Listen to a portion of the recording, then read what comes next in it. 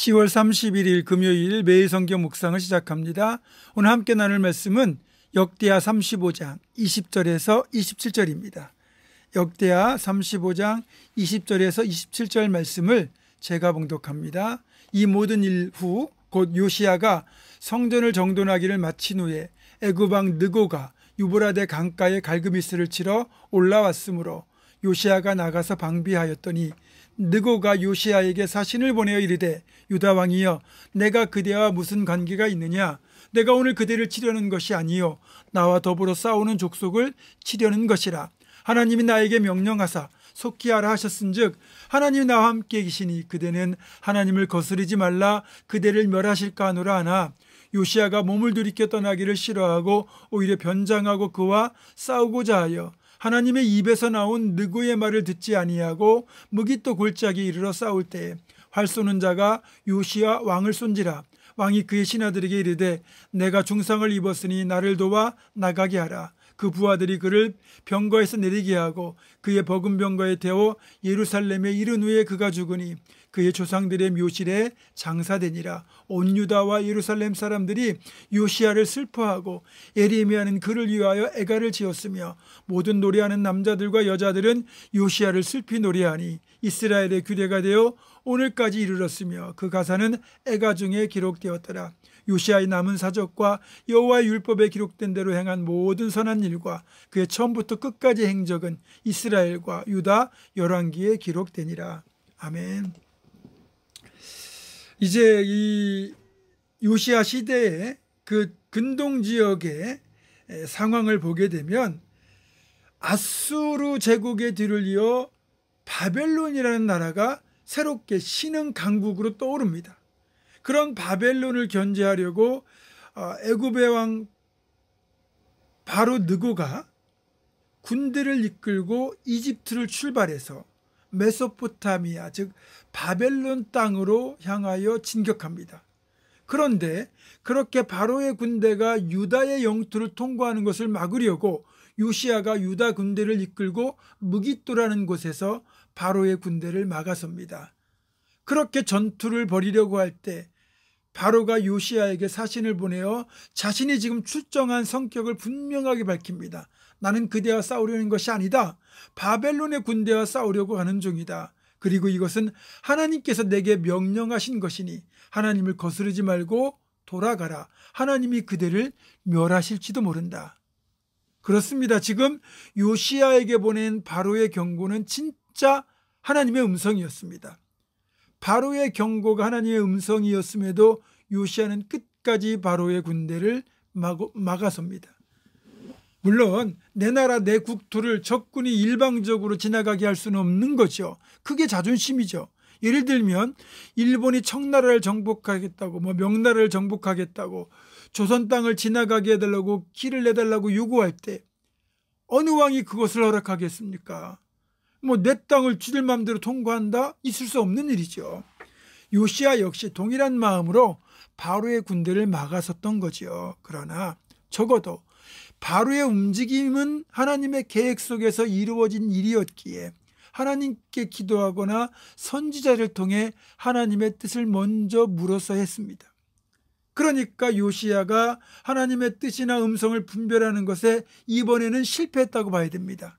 만약에 요시야가 바로를 통해서 주신 하나님의 음성에 귀를 기울여 들었더라면 어쩌면 요시야는 좀 더 수명을 연장했을 수 있을 것이고 신앙개혁을 더 지속할 수 있었을 것이라는 아쉬움이 진하게 남습니다. 그래서 신앙인들에게 있어서 반드시 갖추어야 될 자격 중에 하나가 하나님의 음성을 분별하는 법을 배워야 하는 겁니다. 일반적으로 우리가 하나님의 음성을 듣는 방법은 기도 가운데 잠잠히 말씀하시는 음성을 듣는 거예요. 때로는 말씀을 묵상하는 중에 강한 울림으로 들려올 때도 있고 설교를 듣는 중에 또는 꿈에도 음성을 듣게 될 경우가 있습니다. 또 이외에도 다양한 방법으로 하나님은 음성을 들려주세요. 대신에 보편적인 방법을 벗어난 하나님의 음성만큼은 분별의 지혜가 필요합니다. 지금 요시야에게 바로를 통해서 주신 하나님의 음성을 분별할 수 있는 그 분별의 지혜가 없었다는 겁니다. 그게 아쉬운 점이죠. 자, 그렇다면 하나님께서 우리에게 말씀하시는 다른 방법에는 어떤 게 있을까요? 때로는 악인의 입에서 나오는 말조차도 하나님의 음성일 때가 있습니다. 어떤 사람이 점을 치러 갔는데 그 점쟁이 하는 말이 당신 교회 나가야 안 죽는다고 해서 점쟁이 말 듣고 교회 나가서 예수 믿게 된 분도 있어요.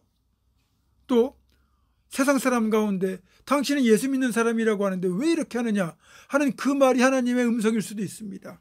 때로는 짐승들을 통해서 말씀할 때도 있잖아요. 발람이라는 무당이 나귀를 타고 가는데 갑자기 나귀가 입을 열어서 말을 하잖아요. 때로는 아이들의 입을 통해서도 말씀할 때가 있어요. 엄마, 아빠, 왜 교회 안 가요? 왜 싸워요? 왜 그런 행동을 해요? 라고 말할 때 뜨끔하지 않습니까? 그건 단순하게 아이의 말이 아니라 아이의 입을 통해서 우리에게 하시는 하나님의 말씀이거든요.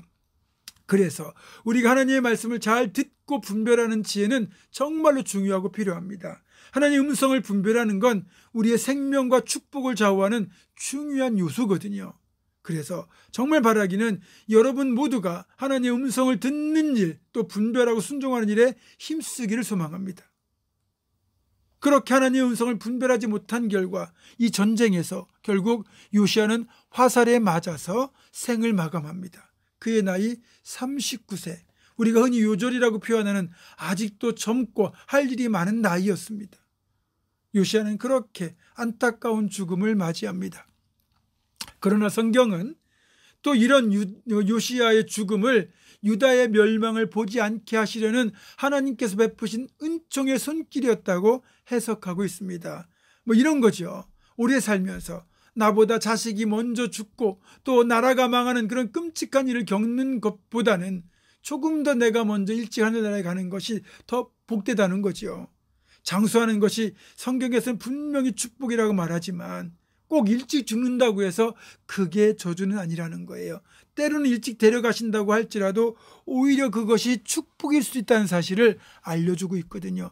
만약에 요시야가 살아있을 때 유다 왕국의 멸망을 지켜봐야 했다면 그건 죽음보다 더 고통스러웠을 겁니다. 어쨌든 요시야의 죽음을 끝으로 유다 왕국의 희망은 완전히 사라지고 30여 년에 걸친 요시야의 개혁 노력에도 불구하고 요시야가 죽은 뒤 유다 왕국은 금세 예전의 불신앙으로 돌아가고 말았습니다. 그만큼 불신앙을 포함한 부정적인 요인들은 뿌리가 끈질깁니다. 생명력이 질깁니다. 따라서 개혁은 당대로 그치는 것이 아니라 대를 이어 지속되어야 하는 일종의 거룩한 사명인 것입니다. 성도들에게 부탁합니다. 우리는 음성을 분별하는 일 그리고 개혁을 지속하는 일에 힘쓸 수 있기를 주님의 이름으로 축원합니다. 기도하겠습니다. 하나님 음성을 분별하는 데 실패했던 요시야는 그것으로 결국 인생을 마감해야만 했습니다. 그래서 아쉬움이 더 깊이 남습니다.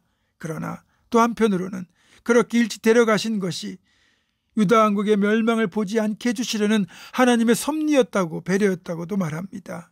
하나님, 모든 것이 하나님의 뜻이요 하나님의 주권에 속한 것이지만 저희들은 어쨌든 하나님의 음성을 더욱더 힘써 분별하게 하시고 그리고 끝까지 개혁을 지속하는, 그래서 대를 이어 개혁을 지속하여 진짜 온전한 개혁이 이루어지고 그래서 더욱더 하나님 기뻐하시는 복된 삶을 세워갈 수 있는 우리가 되도록 인도하여 주옵소서.